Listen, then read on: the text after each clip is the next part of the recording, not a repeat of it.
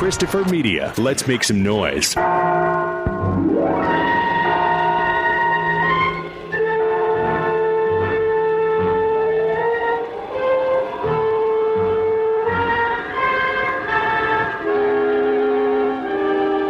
the first time in screen history, a special interval will be provided during the running of this picture for refunding your admission.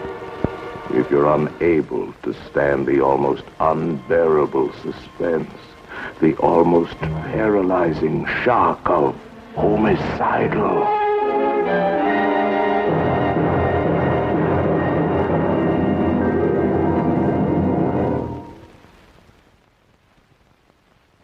If homicide is your hobby, may I recommend a surgical knife for a nice, clean, quiet murder.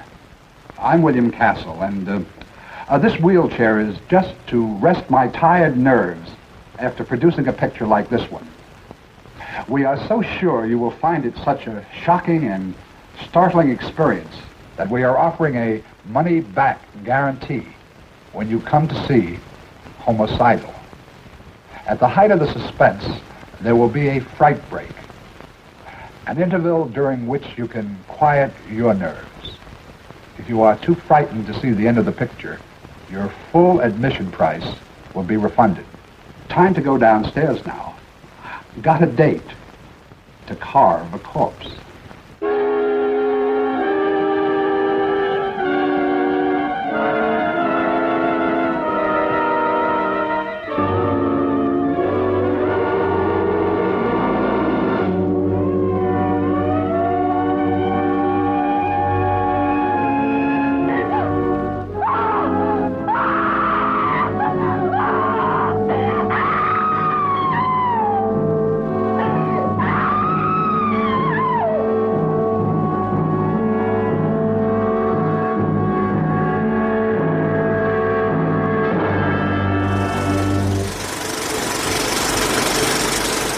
Welcome to the projection booth. I'm your host, Mike White. Joining me is Mr. Rob St. Mary. You know, Psychos come in all kinds of packages. Also back with us this week is our good friend, Mr. Jeffrey Schwarz. Greetings, my homicidal friends. This week we are looking at the 1961 film from William Castle, Homicidal. It's the story of a murderous woman who has a score to settle with those who threaten the love of her life. Well, kind of. Let's just put it out there right now that we're going to get into spoilers on this one big time. If you haven't seen Homicidal, we're going to encourage you to go out and see it right now. It's available as like a 5-movie combo for $12 over on Amazon. It's available other means as well, I'm sure. So go ahead and watch it, then come back, and we'll still be here.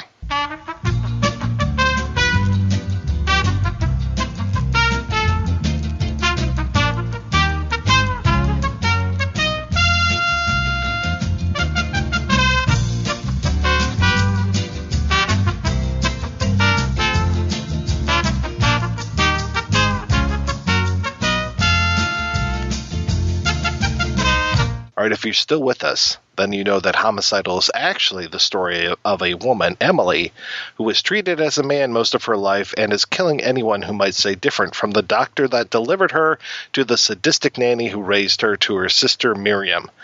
Miriam Webster. I could not stop laughing every time they said Miriam Webster. Anyway, Jeffrey, as our guest, when was the first time you saw Homicidal and what did you think? Well, I used to run our campus film series at the State University at Purchase, State University of New York at Purchase. And we used to rent these 16-millimeter films, and this was before any of these William Castle movies were available on video. So the only way to see them was to get the print. So we got The Tingler and 13 Ghosts and Homicidal, and I believe that was the first time that I ever saw Homicidal was on the big screen on 16-millimeter. And we also got a print of William Castle promoting Homicidal in Youngstown, Ohio, at a theater where he was interviewing terrified patrons after they had just emerged from seeing the movie. Now, let me ask you a question. Were you holding his hands throughout the picture? I was holding him back. He was running out. Did you guess the surprise ending? I had some ideas about it, but I wasn't sure. How about you? No, I didn't have any idea the way this picture ended. What was the most delightful piece of mayhem in the entire picture? Oh, I don't know. I guess the ending sure built up the whole suspense. will you tell your friends the ending of this picture? Oh, no. Never. No, I'll let them suffer through it. Mr. Castle, I'd like to congratulate you on a fine piece of production. I think Alfred-Hitchcock is going to have to go a long way to try and top something like this. Well, thank you very much. That's very nice of you to say. That's kind of where my William Castle obsession began, is back in college. I had seen sort of all of the other films that Jeffrey mentions, except for this one. This one, I guess, kind of slipped under the radar for me. I mean, the other ones, like the Tingler and all of that, and 13 Ghosts are all, I guess, maybe the more well-known ones because there's a bigger gimmick involved. This one, I think, doesn't have quite the gimmick, and it is very connected to another film that came out, I think, just before it, although it has its own twist in how it's done, and of course, I think we'll be talking about that. Now, Rob, did you know watching this? Because years ago, when Spine Tingler, the William Castle story, a.k.a. Jeff's documentary, when that came out, I found out what the twist of this movie was. Did you know going in what the twist was? No, I had absolutely no idea because it was the first time I had seen it, and I just went in cold. And I have to say that the ending was quite a twist for me. So I was like, wow, didn't see that coming. Although when I put it together in my head, I go, oh, okay. There's elements all throughout it that build to get you there. When you saw Warren, the character of Warren, did there anything strike you as strange about him? Or did you just sort of buy it that he was a male character? Well, when I saw it, I thought, well, he's a bit effeminate. I thought maybe that, and we can get into sort of the gay aspects or, the obvious trans aspects in here. I just thought, well, he's just a fair-looking guy, you know what I mean? Like, he just seemed like kind of that 50s stereotype of sort of the gay character who isn't really expressed that he is gay. It's just sort of a given that the audience knows. Which kind of throws some of the stuff about him and his wedding into some doubt as well, because it's like there's that relationship between him and Emily, and at one point you find out that they're married, and it's like, oh, that's kind of a shocker. And you're thinking that's kind of a shocker for one reason when it's actually another reason. When I watched this with my wife yesterday, she had never seen the film and she didn't know the twist either. And she was just like, man, that Warren is a real creepy guy. And I'm like, oh, okay. And I didn't know if it was just because his voice was so different, the way that they overdubbed all of Warren's lines, or if it was his look or what was going on, but she just did not like Warren when he was on screen, which I found very amusing. And of course I didn't tell her the twist, so I'm just sitting there like basically watching the movie and watching her at the same time. He's wearing these really strange false teeth also. I think that was the other thing that's sort of off about him. It's the voice, which is obviously dubbed, and it's those false teeth. And every time he comes on screen, you just can't quite put your finger on what's going on with him. Warren, what are you doing here? I was just driving up to Helga's. I thought I'd stop by and see Miriam first. What happened? Who made the mess in the shop? That's what I'd like to know. And he isn't in the movie for a long time. Like, they talk about Warren quite a bit. And it's good that they don't really reveal him for a while, because we really start off with this whole other mystery thing that's going on. And I love the way that this film begins, where we have Emily going through the town, and she goes up to this window and looks at these wedding bands, and she goes into this hotel and negotiates for a hotel price, which is interesting to me that, it's like, well, $3, is that okay? Well, what's the nicer hotel? Oh, that's what, $750 for the suite or whatever. It's like, oh my God, these prices are amazing. And she is making these moves big time on this bellboy and offers to pay him $2,000 to marry her, like the night of the September 6th, and it's now September 5th. And they make this big deal about the day, and they make a big deal because before we even get to that, there's a little prologue, which I don't know about you, Rob, but as I was watching the prologue, for some reason I was reminded of Deep Red, even though we didn't have the shot of the feet and everything, but it just seemed like this prologue is really going to set up a whole lot of things, and we're not really going to know what's going on until much later in the film. Oh, yeah, the prologue's interesting because there's actually sort of like two parts to it. There's the thing with the kids playing and the whole doll thing that's really kind of creepy, and you're like, okay, and that takes a while to finally pay off. You really have to remember that, but I think he does a good enough job sort of searing that into your head so that when it comes up later, you're like, okay. And then there's the whole thing with Castle, and you don't know exactly what he's doing. It just looks like he's pulling thread or whatever. And then you find that he's basically doing the old sort of like wall hanging sampler thing that, people would have in their homes, and that's the title of the film. So I thought that was interesting way to integrate himself in that way, and sort of, I guess, what Hitchcock would do with his little cameos, but this is a much more direct thing, and it almost kind of felt like an intro to a TV show more than what you normally see with a film. Well, he was definitely inspired by Hitchcock. I mean, Hitchcock was well on his way to being a personality that people knew as a director. And Castle and Hitchcock, Castle had a kind of a jealousy of Hitchcock and admiration/jealousy of Hitchcock's career, and was certainly inspired by his personal appearances. And Castle started putting himself in the movie after Hitchcock did. But then we can talk about later that, maybe Hitchcock started taking some cues from Castle after a while. So we have this great intro with her wanting to get married, and that's this whole mystery thing, because I'm just like, what is going on? And the way that it's set up, I kind of knew that she was after that one particular justice of the peace who was going to do the ceremony. But I did not expect that she pulls out a knife in the middle of this thing and just starts stabbing this guy. I was completely blown away by the violence of this murder and just how everybody is there screaming and not knowing what the hell to do. And she gets away scot-free.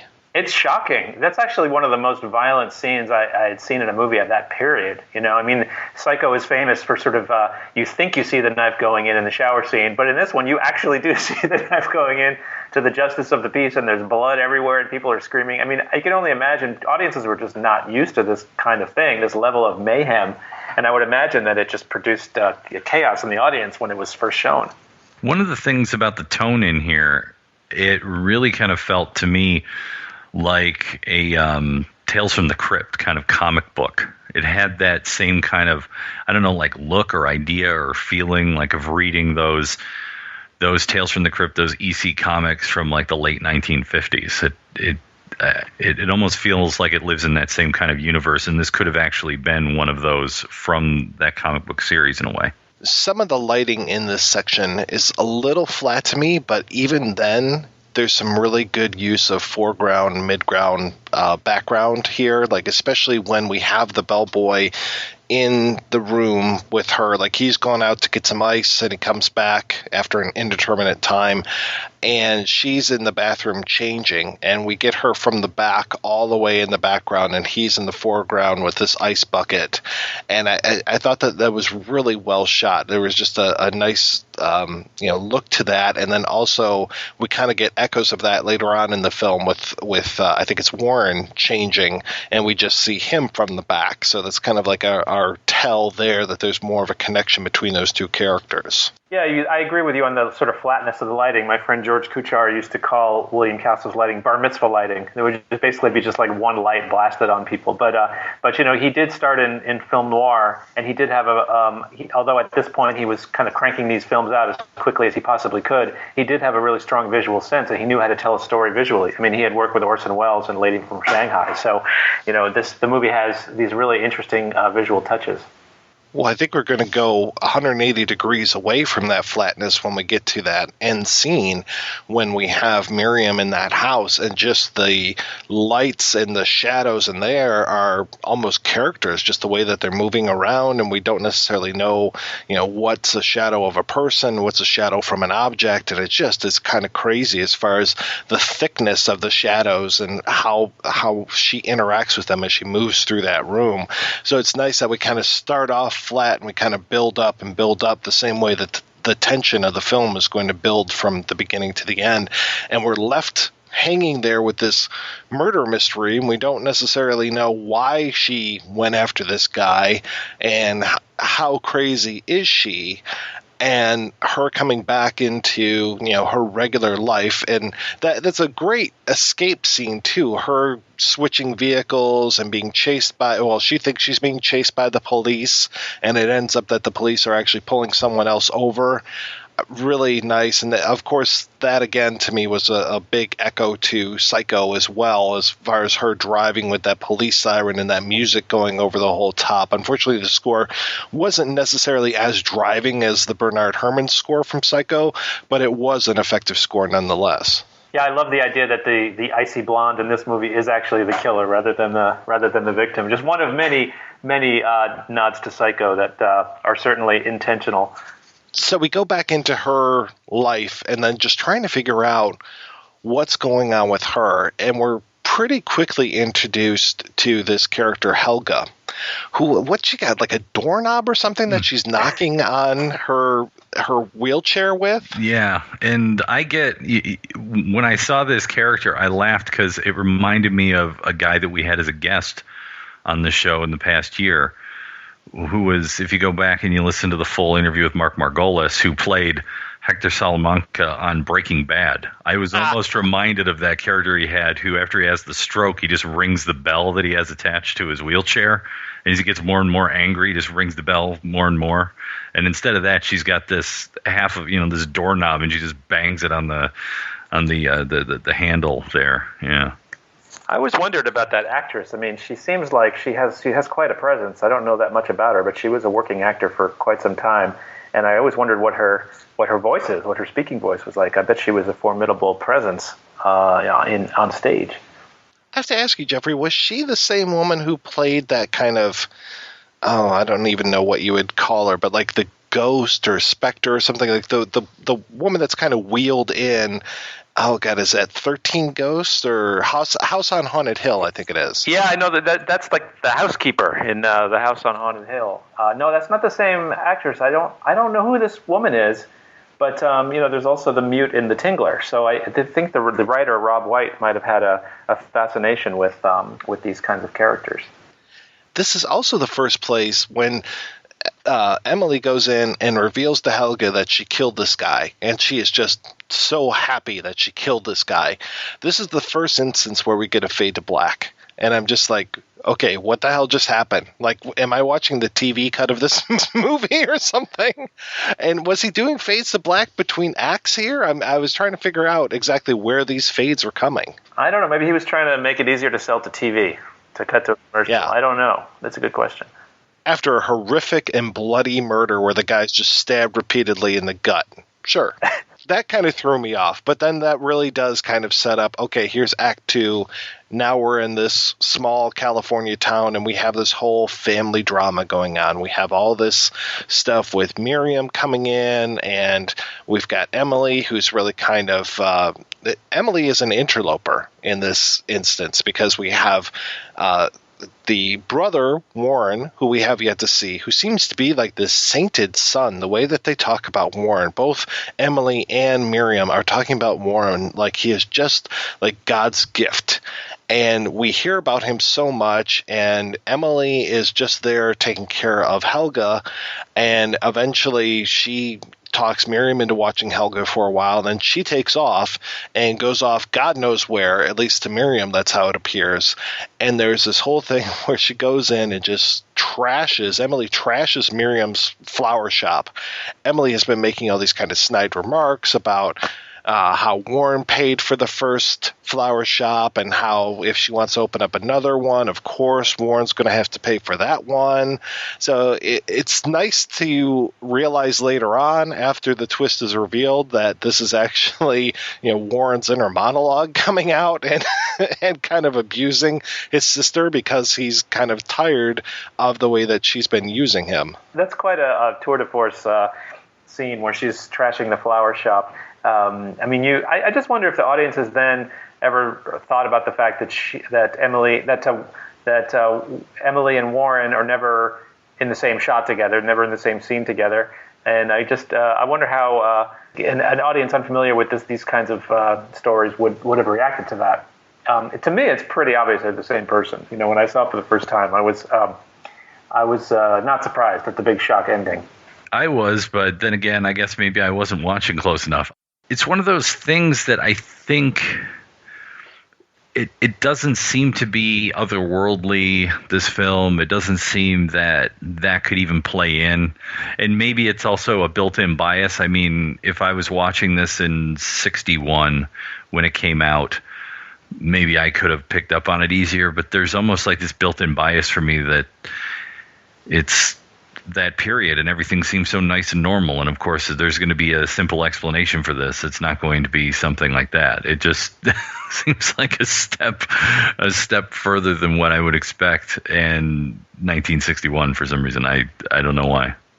It's radical. I mean, it certainly is radical for that time. The big reveal that I know we're not at that point in the plot yet, but when it's revealed that Emily and Warren are the same person, I don't remember ever seeing anything like that in any movie up to that point, except Psycho, obviously, was the influence. But this even goes even further. I mean, this is like a girl being raised as a boy. And had you ever seen anything like that in any movie up to that point? Well, I mean, the only thing I can think of in sort of literature comparisons would have been self-selected, meaning like 12th Night or something. But I don't really remember any film to that point where someone put on that kind of disguise in that way. I mean, unless wasn't there a Dietrich film where she paraded as a man, or there was some sort of ambiguity? I can't remember. Like something in the 30s, maybe. There were plenty of stories and films about one gender masquerading as the other, but in this case, it's more of a transgender issue, or at least the idea that one gender is being forced to be raised as another gender and behave that way, and sort of that creates this sort of split personality. That's something that I don't remember ever seeing before. But yeah, there had been films. There was Christopher Strong and all these, all the way up to Yentl, one gender posing as the other. But this is something a lot weirder and more radical. And I was going to ask on that with the end reveal and the way that the trans issue is handled. Do you think that it's handled, I guess, maybe in a respectful way, that we come to understand that this person is damaged because those outside of them have treated them poorly? Or does it seem to come from, well, they're trans, so therefore they're a crazy killer? Well, it's made clear in the movie that this situation was created through the father's hatred of women, right? That he couldn't accept the fact that he had a daughter, because he hated women, so he raised Emily as a boy. I don't think the filmmakers were really thinking about it being a trans issue. That word wasn't even used then, really. Transsexual, yes. Transgender, definitely not. So I think that all of the sort of trans issues that we're talking about are more of a looking back on it.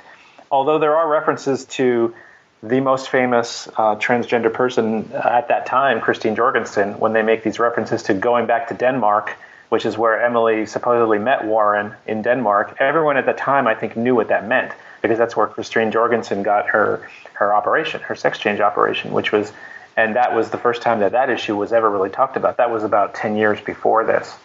So it was certainly in the culture, and Christine Jorgensen was still very famous in the early 60s when Homicidal was made. She was doing a nightclub act, I think, at the time.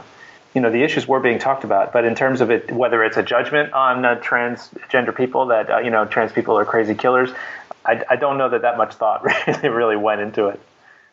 Yeah, because I was looking at it through the lens of when we had discussed before with you, like celluloid closet things, where there were certain aspects of how trans or gay characters were portrayed, and then if they were murderous, did it flow from the fact that they happen to be gay, or is it something else? Yeah, I mean, when I think of people who are forced into this situation, I'm thinking of like Henry Porter, a serial killer who was forced to wear dresses, or the young man from Sleepaway Camp. Those to me are much more modern, obviously, ideas of like the crazy trans killer. But again, it's one of those like, are they crazy because they're trans, or are they crazy period, and then they happen to exhibit these other gender roles. So I guess it's kind of getting into this gray area, because we've seen people who were killers just because they were gay in some of these earlier films, but not necessarily stepping into the trans arena. Well, in this case, he's not randomly killing people, right? Isn't he killing people to prevent anyone from finding out? He's only killing the people who knew the secret. So he's killing Helga because she was around and she was the one who delivered him, so she knew. So Helga knew that he was really a girl, and the Justice of the Peace knew, and Miriam didn't know. I was a little unclear why he was trying to kill Miriam. Well, if he killed Miriam, then he got the entire inheritance. So really, he's being motivated by money more than anything. Yeah, he's a greedy bastard. I mean, Helga, she deserved a lot of punishment as well because of that whip that we see, where Warren kind of offhanded is like, oh, I learned how to count by this whip being applied to my back. And I was like, holy shit, that's pretty fucking intense. Yeah. But he's just like, la la la, and it's like, wow, okay, yeah, Helga really deserves some shit now. And Helga was following the orders of the father. I mean, it's a really interesting dynamic, and I was watching Helga thinking about what she would have been like before, pre-stroke, and that kind of sadomasochistic relationship that she must have had with Warren, beating him up all the time. But I also think that giving her that name adds this level into our head of the abusive German, stereotype that we see in other places. Yeah, we're only 14 years out from, VE Day at this particular point. So it's like, yeah, okay, I'm sure that the Germans still weren't necessarily our friends. Was Helga supposed to be from Denmark, too? Because she was. That's what it sounded like. It's all about Denmark. And, that town where they filmed the movie, Solvang, I've been there. That's a town about an hour out of L.A. that is like a Danish town. And all those buildings that you see, those like quaint little buildings, that's a real. They're all still there. So I'm just fascinated to know how much of the Christine Jorgensen story was an influence on Robb-White, who wrote this script, and particularly the use of Denmark as a story point. And White had worked with Castle quite a few times to this point. He wrote all the movies. Yeah, they started working together on Macabre. And then they kept working together, and Homicidal was the last one that they worked on together. I think their relationship kind of soured at some point. I think Robb-White felt he was getting short shrift as a contributor to the films, and then I believe after this they stopped working together. I mean, after this one was Mr. Sardonicus and Straight Jacket, and he didn't write those movies. Mr. Sardonicus was the same damn year. I mean, Castle must have been working like a fiend. Oh yeah, he was actually, and this was the sort of the peak of his notoriety as a director, producer, showman, and they all had gimmicks, and this was like right in the middle of that his gimmick heyday, and this one had a great gimmick, which I'm sure we'll talk about. I mean, yeah, looking at Castle's filmography and seeing 2 movies a year. Like 13 Ghosts in 1960 was one film, but then things like The Tingler and House on Haunted Hill, both in 59, Sardonicus and Homicidal, both in 61, Dark Old House and 13 Frightened Girls, both in 63, Nightwalker and Straight Jacket, both in 64. I mean, this guy was just going with these films. Well, I feel like this was kind of a transitional film because, from Macabre, House on Haunted Hill, The Tingler, 13 Ghosts, those were all kind of, they had adult themes, but I think the audience was mainly kids. And the gimmicks were kind of geared toward the kids. The Tingler with the buzzing seats, and House on Haunted Hill had the skeleton flying over the audience, and 13 Ghosts had the special glasses where you could see the ghosts or not see the ghosts if you're too scared. And Homicidal, it had a gimmick, but this is not a movie for kids. I would imagine the kids going to see this. This was a whole different kind of William Castle movie, and certainly inspired by Psycho, and inspired by, I feel, William Castle's desire to kind of move away from the gimmick type movies and into a more adult type of picture. So the later pictures like Straight Jacket and Nightwalker, some of those he's trying to gear more toward the adult audience. But then you've got Zots and 13 Frightened Girls, which are definitely still for the kiddies. But Homicidal, it was clearly capitalizing on the success of Psycho, which there's a great story that a friend of William Castle's tells in the documentary about how he had this real high after making 13 Ghosts, and everybody was loving the movie and it was a big hit. But then he left a screening one night and he looked across the street at a theater that was playing Psycho, and there was lines wrapped around the block, and he realized that Alfred Hitchcock was employing some of the same techniques that William Castle had been using to get the audiences in. In the case of Psycho, it was a gimmick that you weren't able to enter the theater after the movie started, which I don't know that happens too much now, but back in the day, you'd go, if you got into a movie an hour in, you would just sit down, watch the movie until the end, and just stay and watch it from the beginning and then leave where you came in. And Alfred Hitchcock said, no, you're not going to be allowed to do that, and that got him a lot of press. And that was a gimmick, in the same way that Bill Castle had gimmick. So I'm sure Homicidal I have no doubt Homicidal was a reaction to the success of Psycho in terms of the gimmick, in terms of the theme of the movie, that now you are actually able to make a movie about a guy dressing up as a girl or vice versa, and it was okay to now talk about these things, especially if somebody was running around and killing people the way they did in Psycho, the way Norman Bates did in Psycho. Yeah, that's the thing too, is like some of the things that we've talked about are men being forced to dress as women, or men identifying more with women, even thinking like Buffalo Bill in Silence of the Lambs. But to have a woman dressing as a man is, again, we're getting into really rare territory as far as what we see in movies. I mean, we don't necessarily get that drag king kind of idea in films nearly as often as, immediately my mind goes to Dress to Kill. It's like we almost always are seeing men dressing as women and doing these killings, or having gender problems and then killing, but we're not seeing women dressing as men and doing killings nearly as often. No, like I said, the only things that I can think of women dressing as men are related to trying to pass through a situation like a 12th Night, or, as Jeffrey brought up, also Yentl, in some way. It's not women dressing as men is not end up leading to someone getting killed usually. I mean, there's Victor Victoria with a man pretending to be a woman, pretending to be a man kind of thing. But a woman pretending to be a man is not a threat to the natural order of things. There's something kind of charming about it. But a man dressing as a woman, that's the end of everything. And that's where you get into trouble. And that's where you start seeing, the films like Dress to Kill, where there must be something deeply wrong with any man who would, lower himself to dress like a woman or to even want to be a woman. That's the worst thing that you could possibly do in our society.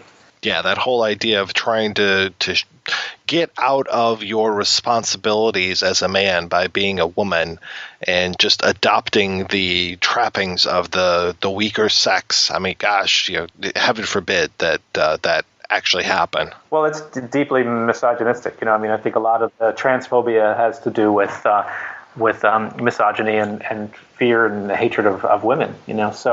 So that makes Homicidal unique and kind of separate from the transgender psycho killer that we've seen in a lot of other movies, Dress to Kill and Silence of the Lambs and other films. So you've talked a little bit about some of the gimmicks that we had in some of these other Castle films, and sometimes I'm afraid that the gimmicks kind of overshadow the work when it comes to Castle, because these films are great. These films are remarkable, and I don't think that Homicidal needed a gimmick at all. In fact, when it comes up, I was laughing, and I probably shouldn't have been laughing at this point, but I mean, it still works for me. The fright break that is inside of Homicidal works as a nostalgia kind of thing, but really I think it could be just cut out and play like a quote-unquote straight film without any problem. Now, were there other things? Which was the one where Castle was selling like life insurance, or he had the Coward's Corner? What movies were those? Well, it all started, Castle was a B contract director at Columbia, and he was making movie after movie after movie, but they didn't really have a personal stamp, and he was kind of an anonymous guy. But he wanted to break out of that, and he wanted to be known. So he ended up doing a film called Macabre, which was inspired by Diabolique. And he saw the lines outside the theater for Diabolique, and he wanted to make a shocker like that, like a low-budget, black-and-white shocker. So he made a movie called Macabre, but because he had personally mortgaged his house and personally, had his own finances were on the line, if the movie was not a success, he would be in big trouble. So what he decided to do was come up with a gimmick to ensure that the people would actually show up. So what he did was he took out a life insurance policy with Lloyd's of London in case the audience died, if somebody died of fright during the movie, your beneficiary would collect $1,000, and he put it in all the ads and he put it in all the trailers. And I don't believe anyone actually died as a result of it, but it would have been great publicity. And for all these years, I always thought that was kind of a put on. Could he really have gotten a life insurance policy from Lloyd's of London? But when I was making the documentary Spine Tingler, I was over at Terry Castle's house, his daughter, and we were looking through all the files, and we actually found the real life insurance policy from Lloyd's of London. So he actually did this. And then after Macabre, it was a huge hit, and he wanted to follow it up immediately after that, which he did with The House on Haunted Hill, where he came up with a gimmick called Emergo. And Emergo was a skeleton that would fly out on a wire over the audience at a certain point in the movie. And after that, that was also a huge hit. And that, of course, he followed up with The Tingler, where he installed electric buzzers under the seats that would go up at a certain point in the movie. 13 Ghosts, we mentioned, had special glasses where you could see the ghosts or not see the ghosts. So he was kind of getting typecast for these kinds of films, and I know that he wanted to move away from them. And Homicidal, he would come up with the gimmick before the plot of the movie. So my guess is that the idea of the gimmick for Homicidal, there's actually two gimmicks in Homicidal. One was a certificate that you got upon entering the theater, where you could get your money back if you couldn't stand to watch the shocking ending of the movie. And the shocking ending of the movie is the scene you're talking about, where the character is walking toward a closed door, and behind that closed door is all sorts of mayhem, and you hear William Castle's voice come on. This is the fright break. Do you hear that sound? It's the sound of a heartbeat. A frightened, terrified heart. Is it beating faster than your heart or slower? This heart is going to beat for another 25 seconds. To allow anyone to leave this theater who is too frightened to see the end of the picture.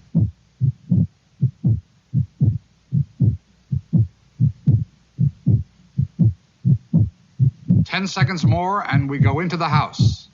It's now or never. 5, 4. You're a brave audience. 2, 1. And what it was, he called it the fright break. And the fright break was basically a clock that was going backwards. So that was the first gimmick. The sort of coup de grace of this gimmick was the coward's corner. And the coward's corner was, if you did decide to get your money back, you would have to leave the theater. And some people say there were yellow lines leading up to the exit. You were a chicken and you were yellow. And then you would walk up out, and you'd have to stand in the coward's corner, which is basically just a cardboard box, like a holding pen for all the cowards. And you'd have to stand in there, and as the audience came out, after the movie was over, they would see you in there, and they would obviously be laughing at you and deriding you for not, having the guts to see the end of the movie. If you are too frightened to stay to see the rest of the picture, you can present this certificate at the Coward's Corner and get your full admission price refunded. And that actually worked, and that was a sensational gimmick for William Castle. But before, they had some test screenings of it, and they showed it in Youngstown, Ohio. And what happened was they showed the movie, and before the end of the movie, the entire audience got up and left, and they all wanted their money back. And Castle was shocked and horrified. How could this be? And it turns out that this audience bought tickets for the earlier show, sat through the movie a second time, and then got up and left to try to get their money. So he realized that the people of Youngstown, Ohio were swindlers, and they had to come up with a system of different colored tickets so that nobody could try to outsmart William Castle. The break there, it works, but at the same time, I think pulls modern viewers out of the film a little bit, is the fact that outside of the opening, we don't hear him again. It's not like he's narrating throughout the entire film, and then it pops up at that point. And for me, I was just sort of like, today it just seems a little, it's gimmicky. But it just seemed, and I understand the reasons behind his gimmicks, but in this one, I was like, I wish it just would have played straight through. Like Mike was saying, you could have just cut it out.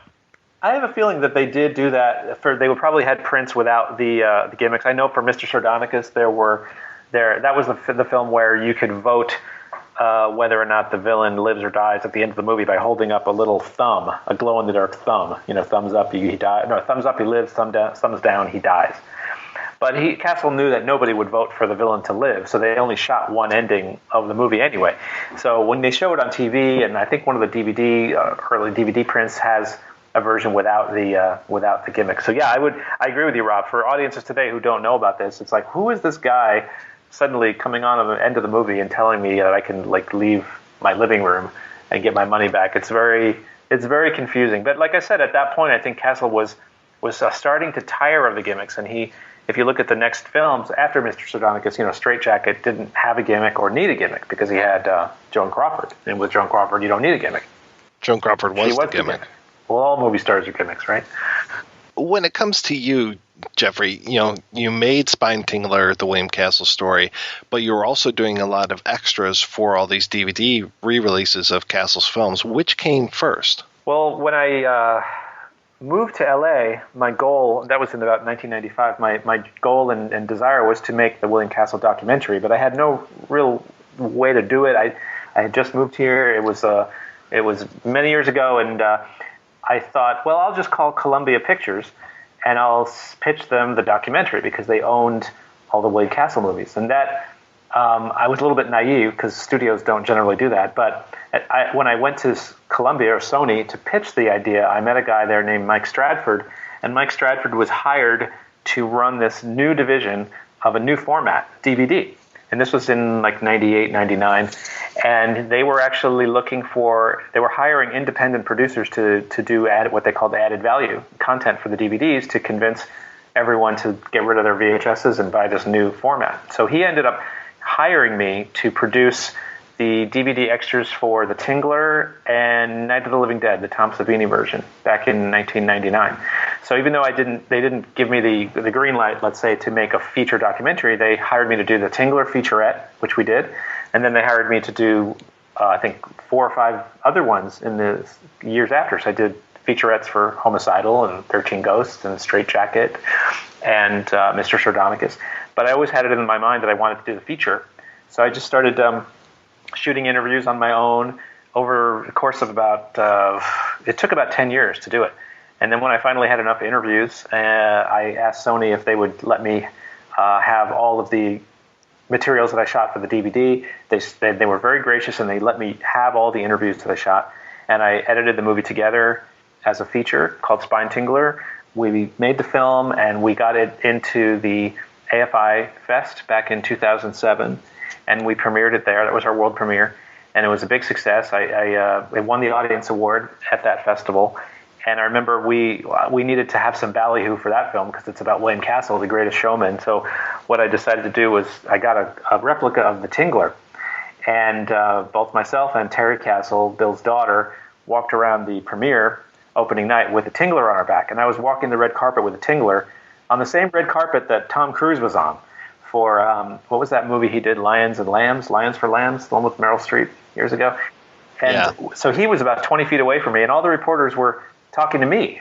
Somehow, why do I have this thing on my back? And it was wild. And it just proved, this hunk of plastic that I had, this replica of the Tingler, got us a lot of attention, and it really helped. So that's how the film Spine Tingler came about. And then Sony ended up letting me use all the clips from all the films. They were really gracious about the whole thing, and they ended up licensing the documentary and put it on their box set, the William Castle box set, which is, I think it's out of print now, but the documentary is still available in a variety of ways. So we've essentially just given the audience at home a fright break here because we're now need to dive into the third act of the film. I gotta say, it's so effective. I talked about all of those shadows, and it's just the air is thick with shadows as Merriam-Webster,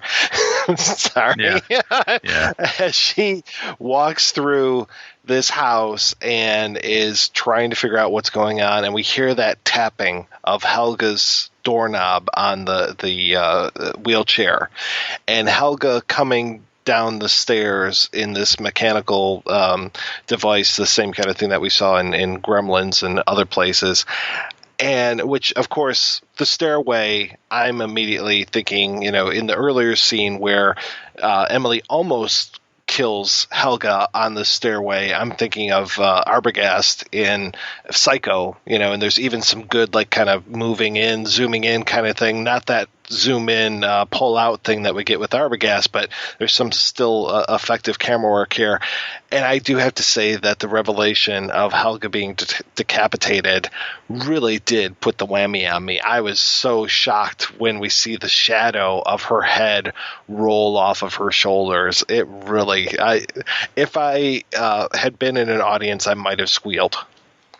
I think I did squeal, actually, when that head fell off. What a moment for the audience, because you didn't see that kind of thing. You really did not see that kind of thing in a mainstream, I don't know if you'd call this mainstream, but in a Hollywood movie. I mean, Herschel Gordon Lewis was doing that kind of thing on a very low budget for drive-ins, but that was way out there. I mean, this was a mainstream kind of film. And that's where I, noted the Tales from the Crypt kind of thing, because I could see a panel like that in those comics at the time, those horror comics that were around a few years before in the late 50s and caused all those, congressional hearings and all that nonsense. So I just remember like images like that, the whole shadow and sort of like the head falling off and all of that being in those comics. So it just really has that kind of feel. It has that edge to it. That's a little bit, like you were saying, that's not mainstream. Like Hitchcock wouldn't have put that in one of his films. And the revelation of Emily into Warren, I thought was great. And I was glad that she did, put those teeth in or take the teeth out and just kind of, she put teeth in, that's what it was, to kind of further that thing. Because really, other than the hair and the dubbed in voice, there wasn't a whole lot of difference. I mean, there wasn't, it was a good transformation as far as, we didn't have to believe that she was putting on, tons of makeup or anything like that to transform from the one character to another, because she could do it like that. And so it was great to see how the transformation happened. Well, also, it helps that actress is not someone that anyone had ever heard of or had ever seen in any other movies. I mean, she's credited as Jean-Arliss in Homicidal, and I did see some promotional photos that Jean-Arliss took with William Castle. There's a great photo that's in Spine Tingler of them with Hitchcock's head on like a Thanksgiving dinner table, and they're like carving up Hitchcock's head, which is hilarious. And Jean-Arliss is dressed as a witch, and it's just wild.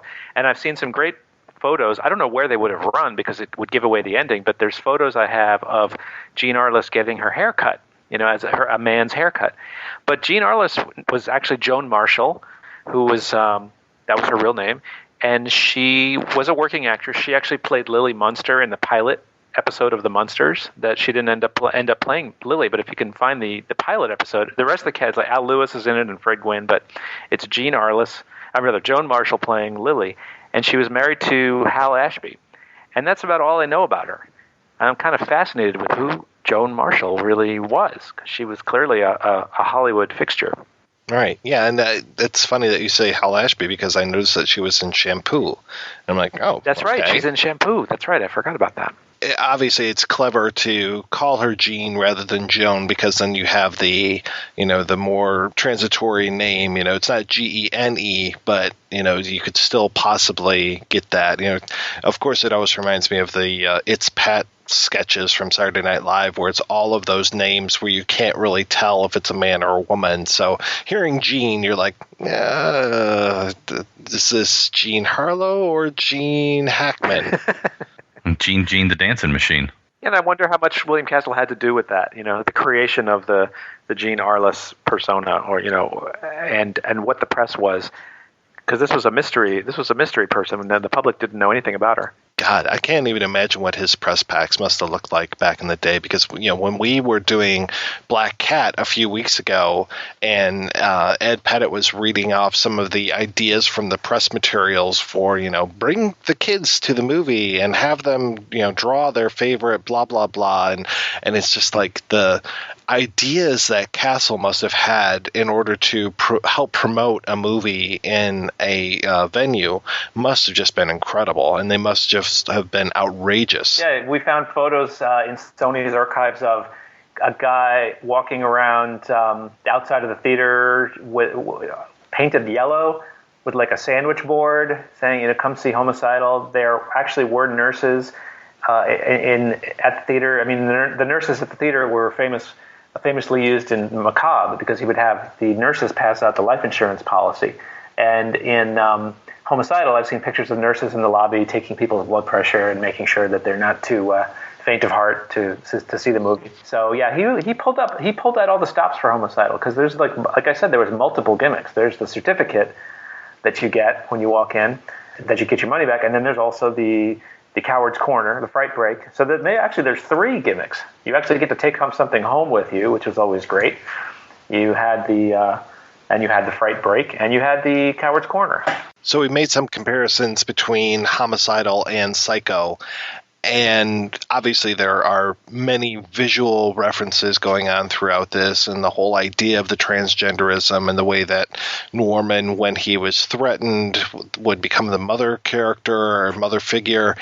And I've always said that, and I don't know of a better way where you could actually handle this, but I've always said that the end of Psycho is pretty ham-fisted when it comes to the psychiatrist explaining away Norman's problems. And we get almost beat per beat to a point that same kind of thing in this film where we get the explanation of the Emily and Warren. But I do have to say that we've already gotten a lot of things established when it comes to Emily being Warren or vice versa, so it's not as hammy to me. It just feels like this guy's kind of explaining it more to the people in the room than necessarily explaining it all to the audience, though in effect he is explaining it to the audience as well. Well, if you feel that that last scene in Psycho was a detriment and Homicidal is an improvement on that, then you wouldn't be the only one, because Time magazine, when they reviewed Homicidal, they actually said it was better than Psycho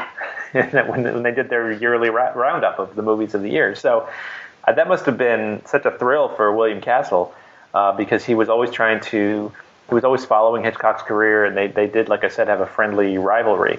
So to have the magazine of Note say that his movie was better than Hitchcock's, that he must have been over the moon about that.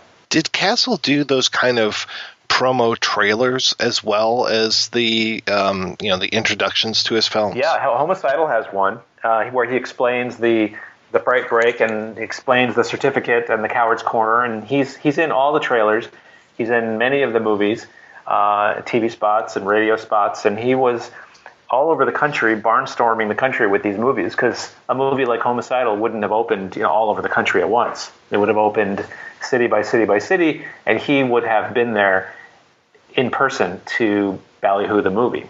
I was curious because one of the most famous things for me when it comes to Psycho, yes, there's the poster with Hitchcock pointing at his watch about the 20 minutes late that you talked about earlier, but also that promo film that was shot for Psycho where he goes through and he talks about the toilet and all these things. I'll tell you, there's a very important clue was found here. Down there. Well, the murderer, you see, crept in here very slowly. Of course, the shower was on, there was no sound. And,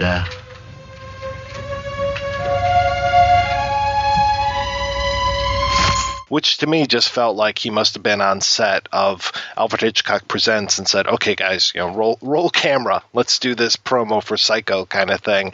And it seems to me that he didn't necessarily do that for other things. There wasn't a little promo for Stage Fright, as far as I know, or Shadow of a Doubt. So I'll have to go back and make sure that that's really the case. But it seems like Psycho was an exception to the way that Hitchcock was presenting these things, but that does feel to me like he was aping Castle a little bit. Oh, certainly, and just even the choice to do Psycho, because he was doing these big glossy, color movies in VistaVision, and to do Psycho, it was a gritty, low-budget horror film with shocking subject matter shot by his TV crew, and these were the kinds of movies that that Bill Castle was doing. So I'm sure, and Hitchcock was a businessman and a great showman as well. So I'm sure that he saw what Castle was doing and saw an opportunity to sort of get into that market in terms of the drive-in market, or the Roger Corman type films, or the William Castle type films. I love the promo film that Bill Castle made in the Youngstown, Ohio. This is the city of the swindlers who sat through. But I watched this thing so many times, and it's so hilarious because he's talking to the patrons, his audience, and there's this one moment where it's a couple of guys saying, "Mr. Castle, we just saw your movie, and we think, Alfred Hitchcock's going to have to go a long way to top this one, And it's clear that they've been coached. And then there's a moment where somebody almost gives away the ending, the shocking ending, and William Castle is like, "Oh, no, don't give away the ending." And at one point in this promo, he turns to the camera and says, "Don't give away the ending of Homicidal, or I will kill you." Don't reveal the ending of Homicidal to your friends, or they will kill you. If they don't, I will. You could probably find that on the YouTube and watch it, because it's so entertaining, and it's also really touching to see this kind of ballyhoo, because it's like the circus was coming to town. When Castle would come to your town, this is a real Hollywood director coming to town and interacting with the people, and he really enjoyed that part of the process. He would go and stand in the back of the theater and hear the reactions and make sure the films were working the way they were supposed to be working. He had personal relationships with the exhibitors, the theater owners, even the ushers, and the people who worked in the theaters. He knew them by their names. And you don't really see that kind of thing today. You definitely don't see that kind of thing today. All right, we're going to take a break, and we'll be back after a few brief messages.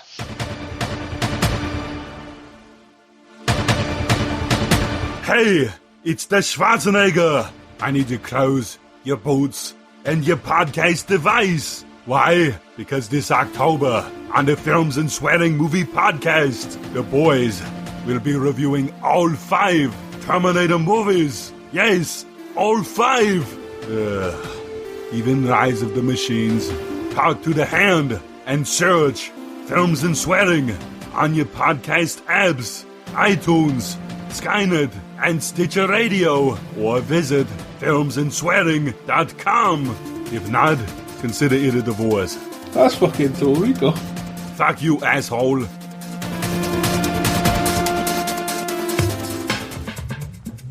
Let me ask you a question. Are you getting enough? I bet you'd love more, right? Well, alfred-hitchcock.com wants to give you more with 10 free gifts. First, you'll get a sexy surprise for her. Second, a specially selected toy for him. And third, a little something we know you'll both enjoy. Plus, you'll get 6 full-length adult movies on DVD. And number 10, free shipping on your entire order. So what do you have to do to get your 10 free gifts? It's not hard. Just go to alfred-hitchcock.com and select any one item. It could be an adventurous new toy, sexy piece of lingerie, or anything you desire. Just enter offer code BOOTH at checkout, and you'll get all 10 free gifts. Go check out alfred-hitchcock.com today. Select one item and get 10 free gifts, including free shipping when you enter offer code BOOTH. That's BOOTH at alfred-hitchcock.com. Hey fans, this is Reverend Scott. Just want to tell you about Outside the Cinema. Great company. They review cult films, any cult film, every cult film, and it's something you should tune into. So if you get a chance, go to the website, look these guys up, Outside the Cinema, and find out what the hot cult films are today, what's going on. These guys are right on the cutting edge of reviewing cult movies. And if you're a cult member, or you want to be a cult member, you're thinking about being a cult member, your mom's a cult member, your dad's a cult member, your damn mother-in-law's a cult member, tune in to Outside the Cinema, baby, and you'll find out what's going on. Reverend Scott, and that's out. It's homicidal.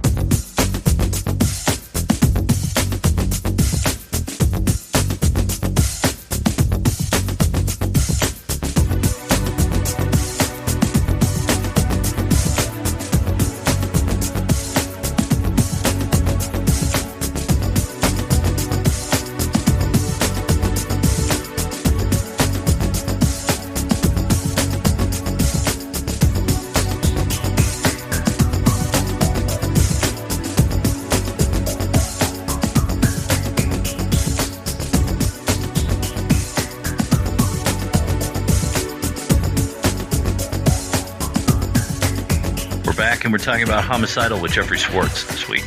Jeff, you've done a decent amount of documentaries. You've done all these DVD extras, and we've talked to you before about a couple of the films that you've done. Obviously, I Am Divine, and the latest, which did play in town here in Detroit, and sadly could not make it out, Tab Hunter Confidential. Well, hopefully we'll be back. Tab Hunter Confidential is still on the festival circuit, but we're gearing up for a multi-city theatrical release. And actually, there's some ballyhoo going on with this release because Tab Hunter will be appearing in person at many of these screenings in New York, Los Angeles, San Francisco, all over the country. You can find out where we're playing on our website, tabhunterconfidential.com, and also our Facebook page. And we talked a little bit with you when you were in the process of putting this together, but can you kind of give us the background on it, why you decided Tab Hunter? I met Tab Hunter when we were making I Am Divine, and I interviewed Tab and his partner Alan Glasser because Tab obviously starred with Divine in Polyester, and Alan and Tab produced Divine's movie Lust in the Dust. So I got to know them both, and I had read Tab's fantastic autobiography about 10 years ago, and I just sort of started talking to them about doing a documentary on his life. And it turns out they were already thinking about that and were thinking about who might be the right person to direct it. And we all started working together. That was about 6.5 years ago by now. The film took about 6 years to make. And I just thought it was a great opportunity to hear basically from the horse's mouth about what it was like to be a matinee idol, one of the last of the studio contract players, one of the last of the movie stars of the golden age in the 50s, and also that he was living a double life. He was a gay man, but he was being sold to the American public as God's gift to women. And what was that like, in an extremely repressive, homophobic time? And so I think that we got the answers to all those questions in the film. I think that in a way, when you look at him and maybe, I guess, the image of Rock Hudson sort of in the similar era, that there were these gay men who had to not be out, and they were seen, as you were saying, God's gift to women. So, not to give it all away, but what did he see as those conflicts in himself? How hard was it to deal with those issues for himself? Well, there's the personal side of things, and then there's the professional side of things. In terms of the person, this is the 50s, and it was literally impossible to be openly gay. There were very, very dire circumstances for anybody who would dare to, speak of this. In Hollywood, it was a little easier. You could be openly gay in Hollywood if you worked behind the scenes. There certainly weren't any openly gay actors or actresses. It was poison to a career and to a life, to be honest. But Tab, on a personal level, he was raised Roman Catholic. He had a very strict mother. He went to Catholic school. He was taught by nuns. And he was growing up at a time where being gay was just not discussed, but you also knew that it was wrong, it was sinful, it was illegal to be gay. He had to come to terms with that, and it took him a long time to come to terms with that. And he was also living in the public eye, and he considered marriage. There were actors who did, they used to call them lavender marriages, either where there was a gay man marrying a woman or a gay man marrying a lesbian. Tab did see other actors do this. Rock Hudson did it. He married his agent's secretary, Henry Wilson, who, by the way, was also Tab Hunter's agent. Rock and Tab had the same agent. And Tab had a relationship with a woman, one of his co-stars, that he did consider marrying, but he had kind of a code of honor, and he didn't want to have a relationship based on lies. So he decided he wouldn't get married to a woman, and in fact he did have a relationship with Tony Perkins for several years. That was a very important relationship in his life among other relationships. But the idea that these two major stars, and they were sort of at the peak of their stardom when they were seeing each other, but they had to go out. If they would go out together, they would go on double dates, or they would bring a beard. And we interviewed one of the beards in the movie who was very happy to be a beard because she had a great time hanging out with the boys and going out to nightclubs. But if they would go out together, Tony would sometimes wear a disguise. He'd wear a long coat and a baseball cap, and if they would go to the movies together, they would go separately and sort of meet up when the movie started. They had to sort of live very circumspect lives, But now it's decades and decades later, and Tab's come full circle with this. He's learned to accept himself. I think about that era of the tabloid journalist, and it's not to say that, with our TMZ world and the online and everything that we have now, but it seemed a little bit more different back then in terms of they were looking for those scoops. They were trying to out people, the old, confidential magazine type things. Did he ever have to run into that sort of aspect when he was in his heyday, when he was the contract player? The mainstream movie magazines and the mainstream columnists like Hedda Hopper or Luella Parsons, they were all part of the movie industry, and they would never publish a negative story about a star because then they wouldn't have access to that star. And the studios controlled the actors very tightly, and they also controlled the press. So there was sort of a conspiracy of silence certainly about the gay issue. No columnist would ever dream of bringing that up. But then sometimes you would see sort of, if you read between the lines, somebody referred to as a bachelor or something like that. But then there were the other magazines like Confidential, and that was sort of a new breed of tabloid journalism that came along. Confidential magazine was definitely not in the studio's pocket, and their stories always had sort of a grain of truth in them, but they were highly exaggerated. So Tab, when he was just starting out as an actor, he was arrested at a gay party very early on, before he was well known at all. And it was illegal for gay people to congregate together at a party, even in a private home. So he was arrested. He was bailed out. It was still on his record, but it was under his old name of Art Galeen. And years later, when he was going to leave his agent, Henry Wilson, Henry retaliated by releasing this information to Confidential magazine, because Confidential was going to publish a story about Rock Hudson, who was also a client. So Henry kind of threw Tab under the bus, gave them this information, and Confidential published a story about Tab being arrested, and they said it was in a limp-wristed pajama party, which is, everyone knows what that means. They never came out and outed him, but, it was clear what that meant. But weirdly, that didn't really affect his career. Tab thought it was the end of the world at the time, but Confidential wasn't really taken very seriously, and they didn't have the kind of readership that one of the more mainstream magazines, like a Photo Play, or Hedda Hopper's column or Luella Parsons' column would have.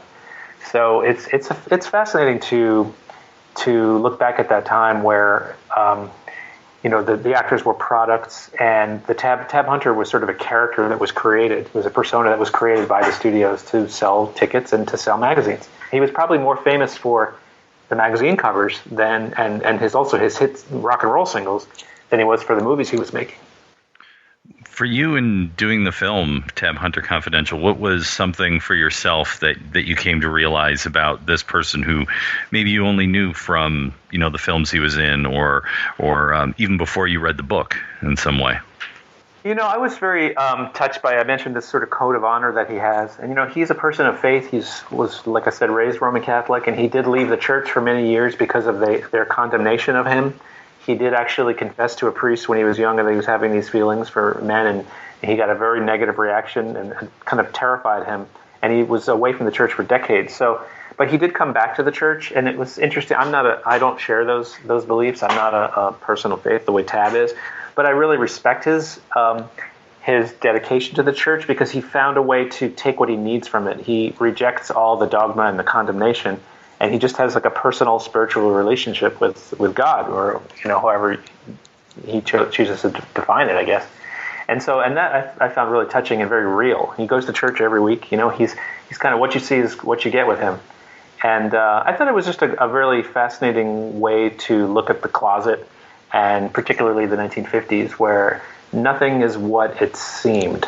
There was something going on. It was definitely the Blue Velvet, David Lynch, shiny, happy surfaces, but behind it, there's a lot more going on that people just didn't know about, chose to ignore.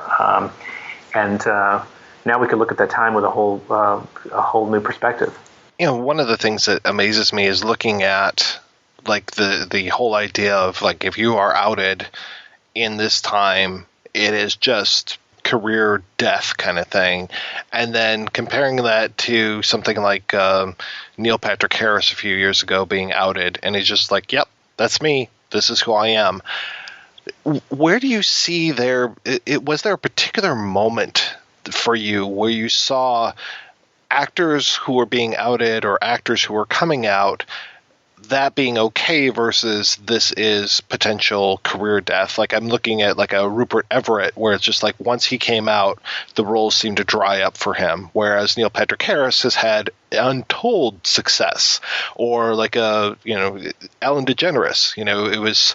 That was such a scandal at the time when she came out, but now it's like Ellen Page comes out, no big deal. Or at least that's the way I perceive it. Is it me getting older, or was there kind of a sea change when it comes to the acceptability of your favorite matinee idols being gay? Well, I don't know that we have any matinee idols who are out. I mean, I think we have comedians, we have talk show hosts, we have character actors, but we don't have leading man, leading women that are out. And although it is a lot... you actually can come out in a career and still maintain your career. Usually the people who come out either have been out from the beginning, like Rupert Everett was always out. It wasn't like he made a big pronouncement. He was just always out. And then he got a role in the big Julia Roberts movie, and then the career, he kept working, but he didn't turn into a big movie star like people thought he might. And some people attributed that to him, being openly gay. But now, I think the way a lot of the leading men handle rumors is saying, well, I know I finally made it if there's a rumor about me, But we don't have it's still a business, and it's still considered a detriment to a career. There are plenty of actors who would like to be out, who are told they shouldn't be out by their management. And I understand that. I mean, it's hard enough to maintain a career as an actor or an actress in Hollywood without that perceived that perceived problem being held against you, So I guess it remains to be seen. I think that actually the world is ready for an openly gay movie star, but we now are in a global market of movies, and movies are made for the entire world, and there are plenty of places in the world where they might not even book that film. I'm not saying he's gay, but let's say George Clooney came out tomorrow and you were trying to sell his movie to Saudi Arabia, you might have a problem doing that. So it's a very interesting time, but it's certainly not career suicide to come out of the closet the way it would have been, and nobody would have dreamed of doing that in the 50s, in the 60s, in the 70s. Yeah, people started doing that. But Lily Tomlin was actually asked to come out early in her career, in probably the mid-70s, by Time magazine, and she declined. She would have been the first. If she had done that, she would have been the first sort of mainstream, she was sort of a movie star at that time, to come out. She didn't do it, and I don't think the world would have been ready for it at that point. It certainly would have hurt her career then. Now she can do it, and nobody thinks twice about it. I heard a rumor, and I don't know if you can confirm or deny this, but I once heard that Paul Lynde was gay. Is that true? Oh, couldn't possibly be. Okay. Then next you're going to tell me Liberace was. Ooh, yeah. No, I don't think so. I think he sued people and won when they accused him of being gay. That's the other thing. Paul Lynde was never out of the closet. Liberace never came out of the closet. All these sort of big queens that we know about never came out. And you could be as outrageous as you wanted to be and be a big queen like Liberace, but the minute you actually said it, it would be over, And he, you're right, he did actually sue a newspaper for insinuating that he was gay, and he won.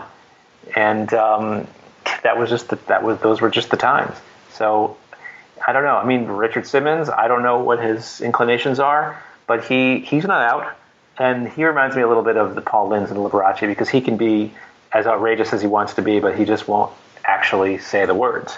So speaking of outrageous, or shall we say fabulous, can you tell us a little bit about the fabulous Allan-Carr, your new project? Oh, yeah, thanks for asking. It's a new film about Allan-Carr, who was famous as a talent manager, a party thrower. He threw these fabulous Hollywood parties, and a movie producer. And he produced famously Grease and Can't Stop the Music and La Cage aux Folles on Broadway. And he's also responsible for the disastrous 1989 Academy Awards, the one that's famous for Snow White appearing and singing a duet with Rob Lowe, singing Proud Mary with Rob Lowe, and considered by many people the worst Oscars ever. I don't happen to agree with that, but anyway, he was a very flamboyant, larger-than-life movie producer personality that has had a fascinating life, and he's no longer with us. But there's a lot of people around who worked with him, and he was a big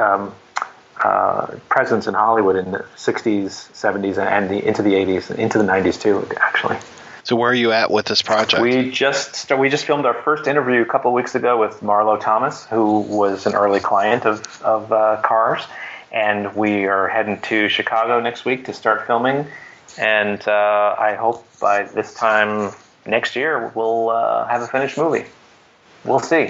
You'll have to let us know how it is tracking down all the original Village people. Well, I've been talking to a lot of them. Yeah, I've been in touch with the cowboy and the cowboy and the Indian, and there's only a few of the original lineup who are still around.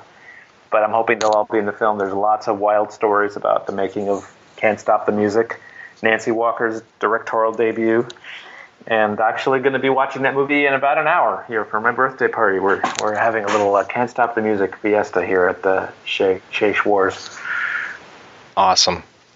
You know, if you get in with the Indian, you basically have the rest of the Village people, because not too many people realize that it was the Indian who was pulling the strings the whole time. Well, he was the one that started it all, really, because the producers of the Village people were out clubbing one night, and they saw the Indian, who was a go-go dancer, and he was dancing on a bar, and they looked around this bar, and they saw all these people dressed up as cops and leather guys and Indians and construction workers, and they thought, interesting. I think we might have something here.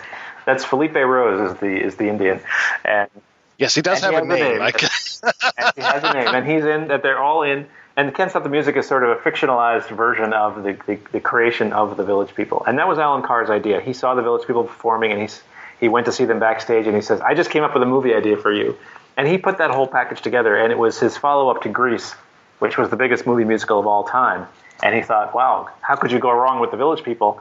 Well, when they started making the movie, disco was king, and the Village people were really popular. By the time the movie came out, there was a huge backlash against disco. There was that famous Disco Demolition Derby, I think it was in Detroit. I have to double check that. But it was a radio DJ who did a stunt where people would bring their disco albums to the baseball field, and they would set them on fire and blow them up, and that was sort of the Disco Sucks, the beginning of the Disco Sucks era. And by the time Can't Stop the Music came out, the disco backlash was in full swing, and the movie completely bombed. I don't want to disparage the people of Chicago, but that was actually an event that took place in Kaminsky Park in Chicago. It was Chicago. Okay, good. It wasn't Detroit. Thank goodness. You know, the thing that's interesting about the whole Disco Sucks thing is when you look at who was interested in disco, it seems like it's built upon this whole, once again, I guess, getting into anti-gay and also race to a certain extent, because it was obviously a music that appealed to gay community, black community, Latino community, and it seemed that rock and roll was the place of the white man, and I guess they weren't too happy with being knocked off the charts for a while or something. Yeah, I think you're totally right about that. It certainly was a homophobic response, and there was probably some racism in there too, for sure. Hey, if you're going to go homophobia, why not do racism too? Roll it all up into one burrito. There you go. Yeah, and I've seen the footage of this disco demolition, and it's like a Nazi rally. It's scary. I mean, the people are running out onto the field and blowing up their records and chanting horrible things, and it's a little frightening, to be honest. I will say that there was a Detroit connection, though. It was actually, this took place between a doubleheader of the White Sox and the Tigers, so there were Detroiters present. Aha. Well, I hope they didn't participate in the destroying of Donna Summer's records. If Lou Whitaker was there, I'm sure that he stayed out of the fray. One would hope. All right, we're going to take another break and play a preview for next week's show. You are Liza, aren't you? Yes. My name is Emily. I've been looking for you.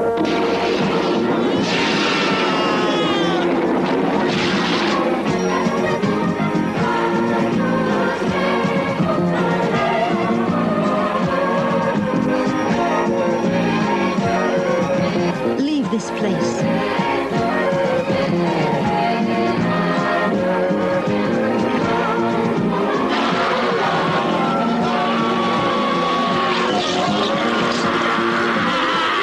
"60 years ago, Everybody in this hotel disappeared. Every last person. A painter called Zweig, who lived here, closeted in his room, had found a key.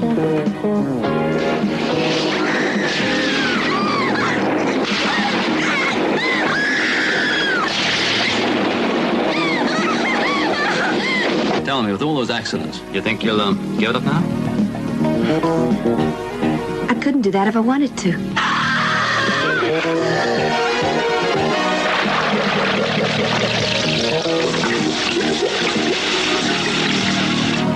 Well, I won't give in.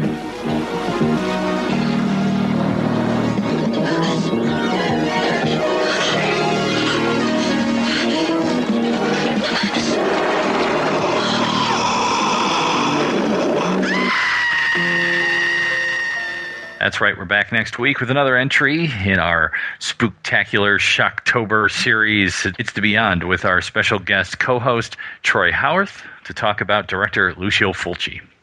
Before we go, we want to thank this week's special guest co-host Jeffrey Schwarz. And Jeffrey, where is the best place for people to keep up with you and your upcoming release of Tab Hunter Confidential and all the stuff with the fabulous Allan-Carr? Well, Tab Hunter Confidential, they can check out our website, tabhunterconfidential.com. You can watch our trailer, see where we're screening.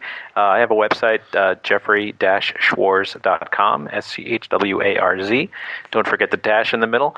And Fabulous Allan-Carr, we have a Facebook page set up, and I've just started sending out some updates on the film, so people can look for that.